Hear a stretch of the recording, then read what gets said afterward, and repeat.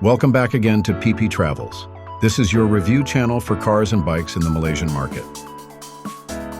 Today we are going to have a look at the new Mercedes-Benz E-Class E200 version that was introduced in Malaysia in September 2024. At last, after nearly 17 months of waiting, the W214 Mercedes-Benz E-Class has finally landed in Malaysia. As expected, the sixth generation of Stuttgart's stalwart executive sedan comes CKD locally assembled from Pekan right from the off, with two electrified variants offered at launch.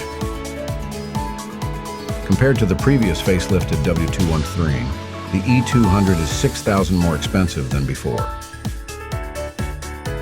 These figures are on the road without insurance, inclusive of a 4-year unlimited mileage warranty and an 8-year 160,000-kilometer battery warranty.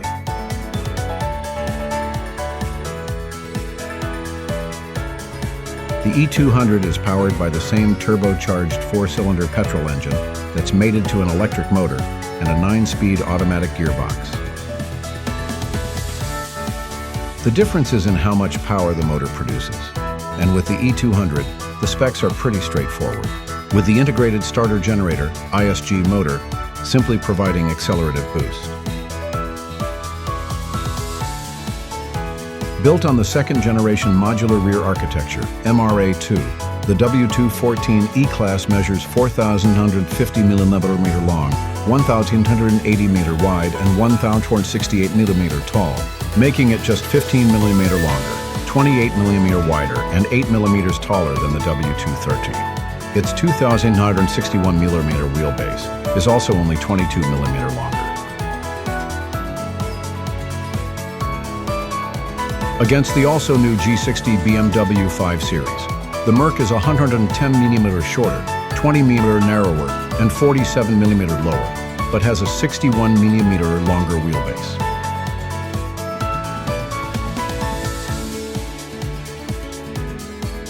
At first glance, the W214's proportions and general body shape appear to have barely changed compared to its predecessor, but the design language has been substantially altered.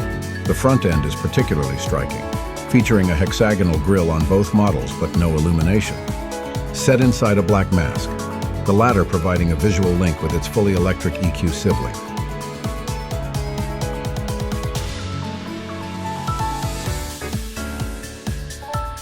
Moving to the side, the W214 gains illuminated flush pop-out door handles as standard to reduce drag, while the W213's single shoulder line has been broken up into two, emphasizing the front and rear fenders. Moving to the rear, you'll find full-width taillights, again with the double bubble design.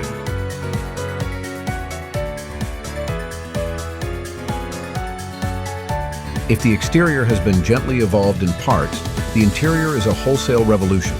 Only the steering wheels of the two models have been carried over from the previous E-Class. This revamp is centered around the latest Mercedes-Benz user experience, MBUX, and its screens, a 12.3-inch digital instrument display and a larger 14.4-inch infotainment touchscreen.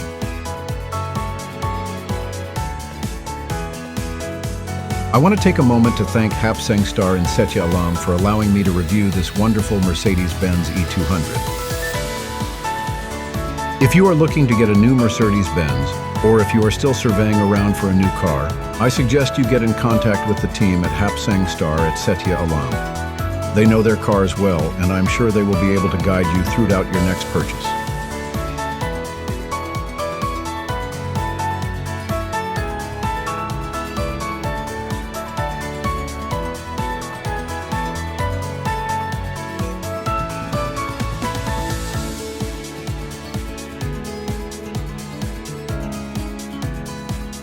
The interior of the E-Class E200 is simply amazing, with its high-quality materials giving this a very good perceived quality feel to its potential buyers.